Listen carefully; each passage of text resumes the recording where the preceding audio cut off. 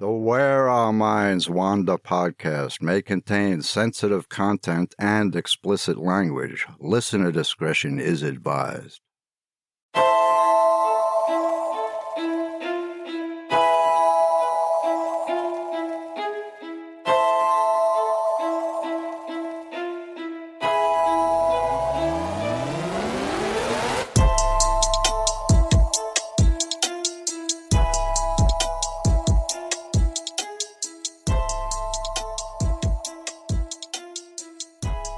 Hello and welcome to Where Our Minds Wander, all you fellow wanderers. I'm Wes, and that's my wife and co-host, Beth. Hello, everyone. We hope all of you who celebrate Easter had a really nice weekend. That we do, and we're pretty excited that this is our 50th episode. I can't believe that this is episode 50.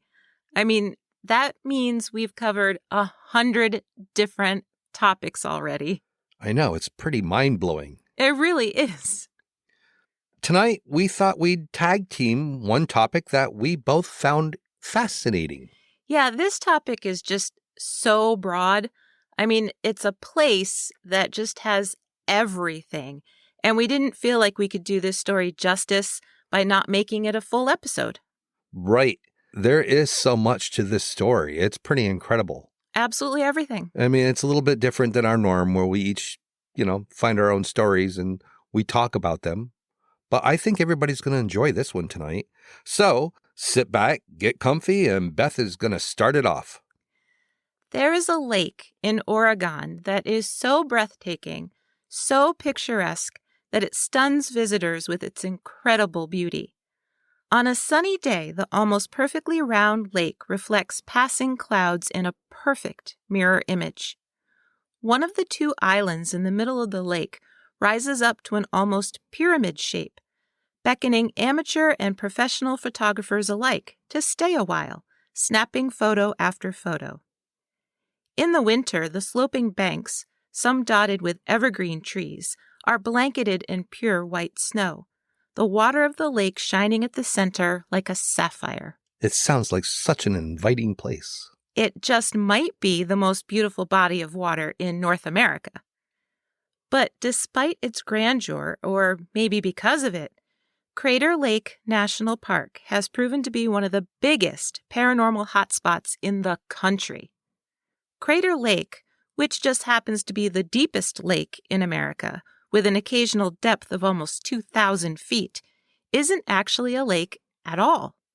It's a caldera, created when Mount Mazama volcano collapsed around 7,700 years ago, give or take 150 years. Based on their stories, the native people, the Klamath tribes, inhabited the area before the volcanic eruption even took place. Archaeologists were able to confirm this because they discovered artifacts beneath layers of pumice. The lake covers 20 square miles, and Wizard's Island, that almost pyramid-shaped one I mentioned, was formed by subsequent lava eruptions. Over time, the caldera filled with water, and because it was formed by an eruption, there were no native fish in it. But in 1888, a man named William G. Steele began stocking it with 6 different species. This continued until 1941, when ecologists realized that the fish population didn't really need human help because the salmon and trout were surviving just fine on their own. The Klamath people called the lake Jiwas, but when a miner named Isaac Skeeter it's the best name. Skeeter. Isaac Skeeter. Isaac Skeeter discovered it in 1853, and he called it Deep Blue Lake. Over the years, it changed to Blue Lake and Lake Majesty, until finally it became known as Crater Lake. I think that sounds more appropriate. Well, Deep Blue Lake is real creative, Mr. Skeeter. Yeah. Through the efforts of Theodore Roosevelt, Crater Lake became a national park on May 22, 1902, encompassing 183,224 acres. The construction of the Crater Lake Lodge began in 1909 by William G. Steele, the same man who originally stocked the lake with fish. He had worked for years to get the area on the Register of National Parks, and he wanted a massive Adirondack-style lodge for tourists to come stay in. The hotel was built out of rubble stone masonry and unpeeled logs, exuding that Adirondack Lodge charm. Inside, there were stone fireplaces and exposed beams, heavy rugs, and rustic stick furniture. It was immensely popular. As people came to stay, they marveled not just at the incredible beauty of the lake, but at the strange wonders it seemed to reveal, like the old man. Who's the old man? Well, he's not a ghost of an elderly man, although there are ghosts in the park, which we'll talk about in a bit. The old man is actually a log that scientists can't explain. Huh? It's a log. Okay. The 450-year-old hemlock tree was first seen in 1897. It literally pokes up vertically out of the surface of the lake, like straight up and down, with about 3 feet of it visible. Now, you might wonder, what's so mysterious about a 450-year-old tree sticking vertically out of a lake? Well, it's because the old man is 35 feet tall and it floats, sometimes as far as 4 miles a day, vertically sticking up straight up and down. Wow. It's buoyant enough to support a grown man, and with all these years of floating, nearly 130 of them, it has never once washed up on shore. It's possible that when the tree first tumbled into the lake, there were stones tangled in its roots, and over time, the bottom portion of the tree got so waterlogged that that's how it's still able to float upright after all these years. At least, that's the theory suggested by local scientist John Salinas. Well, that kind of makes sense. But you think after a while, the roots would deteriorate and the stones would fall out. Right, so they still can't figure it out. The old man also has a type of moss growing on it that might contribute to its buoyancy, but that hasn't been proven either. See, there have been quite a few experiments done around the old man over the years, but nothing conclusive. Maybe the old man doesn't want its mystery solved, because in 1988, a group of ecologists were out on the lake in August doing some submarine exploration. Worried about running into the old man, they tied it to Wizard Island. Suddenly, the weather changed so drastically that it began to snow. The area was blanketed in heavy snowfall, ending their exploration. When they were finally able to untie the old man, the strange weather reverted back to normal summer temperatures. Well, that's pretty strange. It is strange, and Crater Lake gets more snowfall than anywhere else in the continental U.S., but not in the middle of August. And the fact that it started right when they tied that log up and then it ended when they could let it go, it's very odd. That's eerie. Although the old man isn't tied to any traditional Klamath tribe's beliefs about the lake, they'd been passing down stories about the lake since the very beginning, long before any gold miners or elite hotel guests or curious scientists showed up. The Klamath tribes believed in Lau, a god of the underworld, and Skell, the god of the sky. Lau emerged from the underworld and fell in love with a native woman, the beautiful Loha, who was the daughter of the chief. Loha was known to spurn all marriage proposals, from the human warriors in her tribe to apparently Lau, the god. But just to make sure he didn't have any competition, Lau sent supernatural beings to smote all of her potential human suitors with orange fire. Loha was hidden away, and when the chief informed Lau that his daughter would not marry him, the god of the underworld became angry, setting fire to the mountain forests. The people fled and would have certainly perished, as Lau's rage grew and he made the earth itself erupt into flame. But then Skell arrived. Skell defeated the god of the underworld, casting his body parts into the crater Lau had created, and filled the caldera with rushing blue water until it settled into a lake. The Klamath tribes believe that Lau's spirit is still trapped within its depths and that the lake serves as a sort of gateway to the underworld. They believe that if a person stares at the water for too long, they can become mesmerized and lured to their death. They claim that the unexplainable smoke that occasionally rises from Wizard Island are spirits. As you can imagine, Crater Lake became a major center of their belief system. They would camp on the lake shore and then perform vision quests, swimming out into the lake at night, hoping to contact the spirits that lived there. They'd stay awake all night, piling up rocks and tying broken twigs together until the sun came up. Then they'd fall asleep sitting up, and whatever came to them in their dream would be their medicine. It could be a bear or a coyote or some kind of bird. Some people were even taken by force down to the lake by the spirits, and they claimed that it contained no water. Instead, they saw tunnels and rocks as big as trees and strange people. They knew that this was an underwater world being revealed to them. Additionally, the Klamath tribes would perform feats of strength by running from the western rim of the caldera down to the water. If they could reach the water's edge without falling, they would be regarded as having supernatural powers. Or incredibly lucky. Yeah. But obviously, it was very important to them. The area was part of their territory until, like I said, Roosevelt made it into a national park. So there's that. On one hand, he was trying to preserve it so that it remained in pristine condition, but on the other hand, that meant taking it away from the people who had cared for it for thousands of years. And I think they would have kept it in pristine condition anyways. Absolutely. Without his intervention. Yeah. As soon as gold miners came into the area back in the late 1800s, they began to talk about strange things they'd experience. One account, which allegedly occurred in 1853, stated that a miner was reported missing. 3 rescuers were dispatched to find him and the gold he had apparently found right before he disappeared. One of the rescuers, a man named John Hillman, said he knew where to find this lost miner. As they searched, Hillman saw something remarkable. Not the lost miner, but a pure white deer with pink eyes. Sounds like my moose. The spectral moose. That's right. I hadn't even thought of that.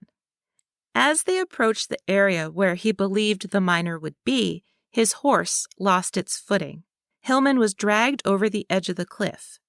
The other 2 saw him go over, but when they searched for his body, he was never found, nor was the original missing miner. Now, remember I had said that the Klamath tribes saw smoke coming up from Wizard Island, that pyramid-shaped one, that they thought was spirits? Yes. Well, the smoke has continued to baffle people ever since, because it's still seen to this day. Except it isn't just smoke wafting up, which you might expect since the lake fills a caldera. It actually appears as if it's smoke from campfires, with red flames and all. There have reportedly been many times when rangers have boated out to the island to catch the illegal campers, and they find no one, no people, no retreating boats, no residual smoke, and no evidence whatsoever of campfires. Well, that's a bit of a head scratcher. But these phantom fires don't just happen on the island. According to the National Park's Traveler website, one ranger by the name of Kerwin described an event that is truly baffling and kind of creepy. She said that one evening she was patrolling the roads just below the rim of the caldera when she clearly spotted 10 people illegally camping. They weren't in the designated camping area, and what's more, they'd built a raging campfire. She parked her car and walked into the woods to confront them, but in just those few seconds, all of the people and the campfire itself had vanished. Figuring the people had heard her approach and taken off, which wouldn't account for the campfire just disappearing without a trace, she called for backup. When a second ranger arrived, the 2 of them searched the area thoroughly and found nothing, no illegal campers and no evidence of any campfire.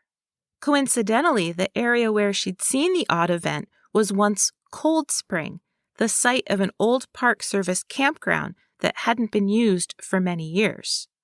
So maybe they were the ghosts of former park rangers, or maybe they were the spirits the Klamath tribes had been reporting for centuries. I don't know about the ghost of former rangers, but I could see it being where the Klamath tribes had seen unusual things. Mm-hmm. But floating vertical logs that defy logic and phantom campfires aren't all that happens at Crater Lake. There are other strange occurrences, some of which are kind of amusing and some of which are darker and more disturbing. Many of the websites about Crater Lake National Park mentioned Bigfoot sightings. And, statistically, why wouldn't they? Right. Oregon's known for Bigfoot. There were only 2 sightings that I could find specifically about Crater Lake, though. It was much easier, actually, to find every Bigfoot novelty and merchandise featuring Crater Lake, though. Like, there were 20 sites maybe with Crater Lake Bigfoot art and t-shirts and that sort of thing. But the first sighting I could find any information about is a second-hand account, and it's pretty vague. So this sighting, apparently, is that park rangers caught sight of and then followed a massive, hairy, bipedal figure into the woods. But this creature spotted them and started chucking pine cones at them. Definitely sounds like a Bigfoot. Pine cones, though, not rocks, which he normally chucks. Pine cones with such force and accuracy that they had to pull back because it hurt. They had to be some massive pine cones. So even if I couldn't substantiate the story with dates or any first-person testimony, it made me laugh. It is a bit unusual. The second account I found is from the BFRO database, which is the Bigfoot Field Research Organization. They've collected 257 Bigfoot encounters in Oregon alone through people contacting them and relaying what they experienced. And then a researcher follows up and classifies the encounters as A, B, or C. So, about 24 miles from Crater Lake, near Chumult, a family spotted what they thought was a man in a costume about 200 feet away as they were waiting for an Amtrak train to pull into the station. I got the impression from the account that this railroad station was kind of like ours here, where it's pretty small and there's not a lot of passengers. It was late winter of 88 or 89 at dusk, and the 4 adults and the 3 older children quickly realized that this creature, which walked upright but in a lurching, inhuman kind of way, could not be a person. The witnesses said it kept looking over its shoulder at their car until it disappeared into the woods. Didn't have a suitcase, did it? It's going to visit its Bigfoot girlfriend. It could be. Up north. Yeah. Another encounter, this one is more recent, occurred about 15 miles from Crater Lake in September of 2004. The witness was about 10 miles west of the Diamond Lake Junction, so the nearest town was about 40 miles away. It was 6 p.m., and the driver was less than a mile from Cascade Summit Pass on Highway 138, when suddenly a, quote, large, very dark, humanoid figure appeared out of the woods about 50 yards ahead. With just a few quick, great strides, the creature crossed the highway and disappeared into the woods. The driver also mentioned that although it was a clear day, the creature appeared to cast shadows or to be surrounded in shadows as it moved. So, people have been catching sight of Bigfoot or hearing knocks and calls that they can't explain for a very long time in Oregon. So it doesn't surprise me at all that Crater Lake has some sightings too in its near vicinity, if not right in the park. Right. But it's still strange to me that the Bigfoot is throwing pine cones. That's not something I've ever heard. Ba-doo, ba-doo. It's so unusual. But what's even more strange is that visitors seem to be overcome by bizarre urges to end their lives, or visitors just disappear under very strange circumstances. maybe it's all coincidence and can be chalked up to inexperience or bad weather conditions or mechanical error, or maybe not. We'll let all you wanderers decide for yourselves. For example, there was one case that popped up on several of the sites I looked at about a man with no reported mental health issues who seemed to spontaneously behave in a bizarre way that ultimately ended his life. On July 4th, 1947, a Mr. Cornelius and his wife were visiting Crater Lake. As they took in the view, Mr. Cornelius handed his wallet to his wife and without a word slid down a rock chute. He was horribly injured by the fall, but he reportedly got up and staggered into the water where he visibly drowned himself. Well, that does sound a little silly, but I don't find it that unusual that this guy's there with his wife and he wants to be a daredevil and go down this rock chute. I mean, I can see it happening. It's very weird because the newspaper report said that he visibly drowned himself. Oh, he drowned himself. Yes, that's why it's so odd. I find it very hard to drown yourself. I know, you have to try pretty hard. Yeah, I'm not sure about that. You have to be pretty, what's the word? Committed to the act of drowning yourself. Well, it's definitely an unusual report. Yeah. I don't know how much I'd really put into it as being believable. Well, that's what I'm saying. I mean, it was on multiple sites, and then, trying to find the actual newspaper account was difficult. But Right. The things that you're going to talk about are very well documented. That they are. Yeah. So maybe we take a quick break now, and when we come back, we'll talk about all the strange airplane accidents and the UFO sightings and those really bizarre missing person cases. Hey, did you know? My mother always used to say, "Red skies in morning, sailors take warning. Red skies at night, sailors delight." Sailors were once a very superstitious bunch. For example, they wore gold earrings because they felt that gold had healing properties that could cure all kinds of illnesses. They would never whistle because whistling brought storms. If your hat blew overboard, it was going to be a long trip. Eggshells must be broken into tiny shards, otherwise a witch might be able to sail in them. And bananas should never be let on board. All they brought was trouble. There may be some truth to that one. Bananas did rot quickly, attracting rats and releasing ethane gas, which could ferment and catch fire. Who'da thunk it? Okay, so back to Crater Lake. So far, we've covered the Klamath tribe's legends, some phantom campfires, and Bigfoot. You'd think that would be all. Well, you would think that would be all, but it's not. You might want to be cautious if you're a pilot flying over Crater Lake, or even near it. In 1944, 2 Grumman torpedo planes were flying in formation over the lake when all of a sudden, one of the planes just vanished. The pilot in the second plane didn't see a thing. 1 second, the plane was there, and then it was just gone. Search crews were sent out, and they did find the plane. It had apparently crashed into the water and sunk, but the other pilot had no idea what had caused the plane to go down. In 1970, Dave Painbaker, who was a seasonal park ranger at the time, heard about another World War II-era plane that had gone down in the lake. The plane was a dark blue Grumman F-6F Hellcat fighter, and it had crashed a few months after the end of the war. Apparently, one of the machine guns was still visibly embedded in a cliff, and one of its wings still lay entangled in the underbrush. Painbaker decided he wanted to go see it for himself, but as he was hiking, he got lost.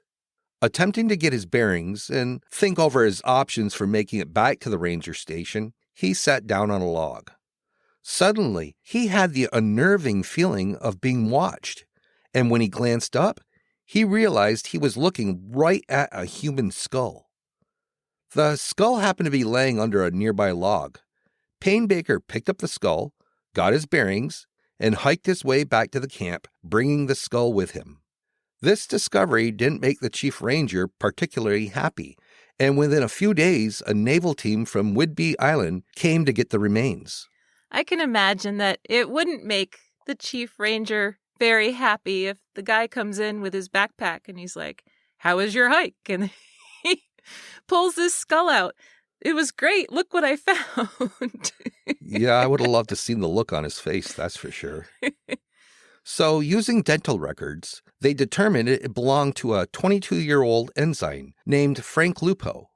Lupo had been part of a squadron of 7 Hellcats that were flying from West Virginia to California in December of 1945. The weather over Crater Lake had turned really nasty. Mist and snow hampered the pilots' visibility, and they were essentially flying blind. When the planes finally emerged from the storm, there were only 6 of them. So that's at least twice when military planes just dropped out of the sky over Crater Lake. Yes, but it's not just military aircraft that mysteriously goes down near Crater Lake. According to an article in the Klamath Falls Herald News, on February 26, 1975, Dave Nunn was flying his daughter and grandchild from Klamath Falls to Salem, Oregon. Along for the ride were 2 17-year-old student pilots who wanted to rack up some flight hours. Nunn was flying a blue Cessna 182, and everyone landed in Salem safely. But around 9:30 p.m., Jean Nunn, who was Dave's wife, woke up feeling as though someone was touching her leg. She knew instantly that something had happened to her husband. She called the airport and told them that the plane had gone down at 9:20 p.m. and that her husband had died 10 minutes later at 9:30 p.m. The airport reluctantly told her that they had indeed lost radar contact with her husband's plane at 9:20 p.m. while it was flying at 11,000 feet. Search parties believed that the plane had gone down in the Crater Lake area, or perhaps in the lake itself. Despite their best search efforts, they could not locate the wreckage or Nunn and the 2 teenage students. But then, in the summer of 1982, a hiker was near Huckleberry Campground, a rather remote campground about 15 miles from Crater Lake National Park. The hiker happened to stumble across the mangled wreckage of a small plane. Dave Nunn and the 2 student pilots were still inside. Now, I understand that it was Oregon in the winter when the plane went down, and I get that it crashed in a remote forested area, but it still seems weird to me that the plane wasn't found for 7 years. That's a long time. That it is. There had to have been countless hikers and day trippers passing through there. It's hard for me to believe that one hiker couldn't have been the only person to have traveled through there in 7 years. Or maybe it is feasible that it could take that long to find the plane. Maybe it's amazing that anyone was found at all. I don't know. But regardless, Jean Nunn mysteriously knew her husband had perished, which I find pretty fascinating. It's really interesting. It's like she had an apparition, but it was like a ghost visitation. Did I say apparition? I meant premonition.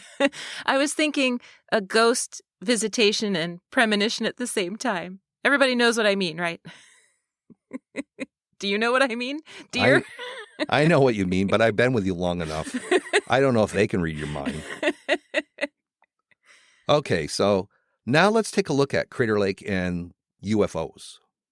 So if we're just talking about Oregon in general, there has been hundreds of sightings every year. The state was ranked second in the nation for reported sightings, but the Crater Lake vicinity has seen its fair share. People have reported strange lights over the lake for years, even claiming that UFOs seem to disappear into the lake itself or into the mountainsides around the lake. Similar to Mount Shasta, which coincidentally is where the Klamath tribes believe Skell, the sky god, lives, and Mount Adams in Washington state. There are theories that alien bases exist in several mountains throughout the Cascade Range, which includes both Mount Shasta and Mount Adams, and 4 peaks within the Crater Lake National Park. The entire Cascade Range is ripe with both Bigfoot and UFO encounters, which I think is pretty cool. Well, people say that they're connected, too, that Bigfoot and UFOs are connected in a way. So it's interesting that they see both. Exactly. On February 4th, 1997, a Medford pilot in a small plane reported seeing 3 strange lights that appeared to be bright discs racing across the lake at very high speeds. In pursuit were several military jets. That evening, a massive sonic boom rattled windows and set off car alarms all along the western edge of the state. 18 miles away from Crater Lake, but still in that general vicinity, there was a pretty cool sighting on November 9th, 2014, in Beaver Marsh. A camper was in their travel trailer watching a movie when they needed to go outside and go to the bathroom at about 6:45 p.m. The witness said, quote, "I was facing west when something caught my eye to the south about 100 feet in the air. It was before the moon had appeared on the horizon and the sky was very dark. The stars that night were very bright. When the witness looked up to the south, they could see a radio telephone tower topped with a red light and an illuminated billboard that stood in front of it." Then the witness said, quote, "I saw a silent shape move very slowly, perhaps 25 miles per hour, fly over the tower and my head and continue to the north. I was only able to see the UFO from roughly 60 yards away to the south and 60 yards away to the north. I could only see a moving blur until the object was directly overhead, and the stars in the background were covered up as the shape passed between them and me. It was then I could see the outline of the craft. It appeared to be a diamond shape. If the stars weren't there, I would have not been able to see the shape. I would guess its wingspan was 25 feet to 50 feet max." End quote. The witness went on to speculate that it could have been a drone or a military aircraft, but the absolute silence had him baffled. I mean, who knows? But like we've said before, it seems as though our government is finally coming around to agreeing with us and thousands of other people who have seen UFOs over the years. All these people cannot be mistaken about the sightings that they have personally had. There's no way. There's just too many of them. Okay, so back to some more disturbing aspects of Crater Lake National Park. Pilots aren't the only ones who have had bad luck within its boundaries. Everyday hikers and even people just literally passing through have disappeared under strange circumstances, or they've been discovered under strange circumstances. In 1975, the same year as Dave Nunn's plane crashed, a 19-year-old photographer named Charles McCullough decided to cross the country in his Volkswagen, taking pictures of national parks from Virginia to Oregon. His trip was meticulously planned out and very carefully mapped out, and Charles would call his parents on a routine basis to let them know where he was. It was winter, and McCullough planned to camp at Crater Lake for only a couple of days. When his designated phone call check-in day came and went, and no one had heard from him, McCullough's father drove to the park to assist in the search. Despite FBI involvement, there was no trace of what happened to Charles. A year later, backpackers visiting from Texas came across some very puzzling remains. Now, the reason why the remains were so puzzling was due to the fact that there really wasn't much left to them. First of all, McCullough's bones were found 12 miles from where he was last known to be. Somehow he had walked 12 miles through 7.5 feet of snow with no snow gear to a spot near Bybee Creek. Bizarrely, it was only his jeans and socks that were found, which were draped on a log. Even more strange, the belt on his jeans were unbuckled, and the only bones in his jeans were his shin bones, which were broken and protruding from the fabric. In his socks, they found a few foot bones, including his toes. His skullcap and jawbone were found 12 feet away. That is so strange. And that's it. His shirt was never found, nor his jacket, nor his boots, nor any of his other skeletal remains, not even one single piece of camera equipment. His backpack was still relatively empty, and it still had his car keys in it, and was found at a trailhead, nowhere near his remains. One ranger described it as if McCullough had simply melted away. There has never been any official cause of death, and no one has come forward with any additional information. That is so strange. It's just weird. It is very strange. And that was almost 50 years ago. That's right. That's just creepy. It's mind-boggling. A more recent disappearance was that of Sammy Belkey, an 8-year-old boy who vanished near Crater Lake in October 2006. Sammy and his father were staying at Diamond Lake when they decided to make a side trip to Crater Lake. Sammy's father said they stopped in a parking lot near Cleetwood Cove. They played a game of tag, and Sammy strayed up to a nearby larger boulder formation and then descended a hill on the other side, disappearing briefly from his father's view. When his father got to the top of the hill, he couldn't see his child at all. 200 searchers, including canine units, FBI agents, and helicopters, spent months looking for the lost child. To this day, he hasn't been found. In 2007, according to the Crater Lake Institute, skeletal remains were found in the park that law enforcement believed may have belonged to a man who went missing in 1991. In October of 1991, 33-year-old mechanic Glenn Allen Mackey left his car in a parking area that happened to have stunning views of Crater Lake. The same parking area, by the way, where Sammy Belkey's father was parked in 2006. When snowplow crews noticed Mackey's car hadn't moved in days and was essentially plowed in, they began searching. For several days, search dogs and searchers on foot continued to look for him. Once again, the FBI was called in, but nothing was found until this 2007 article was published, saying that they might have found his remains, very, very close to where Charles McCullough had been found near Bybee Creek. So, Mackey's vehicle was parked in the same parking area where Sammy Belkey went missing, and then his remains were found in the same area that McCullough's remains were found. Yes, you're correct. That's so freaking weird. It is weird, or is it perhaps just coincidence? I guess. Interestingly enough, there was never any public confirmation after this announcement was made that these skeletal remains were Mackey's. That's weird, too. So yeah, there have been some really strange disappearances in this particular national park. Some of them, I know for sure, like the disappearance of Sammy Belkey, have been included in Dave Paulides' Missing 411 series. Now, for those of you who haven't heard of Mr. Paulides, he worked for the San Jose Police Department, working in the patrol division and on the SWAT team and street crimes unit, and a variety of other assignments in the detective division. He has written many books and has done 3 or 4 documentaries about mysterious disappearances in our national parks in North America and other countries that are quite eerily similar to tonight's stories in that they defy logical explanation.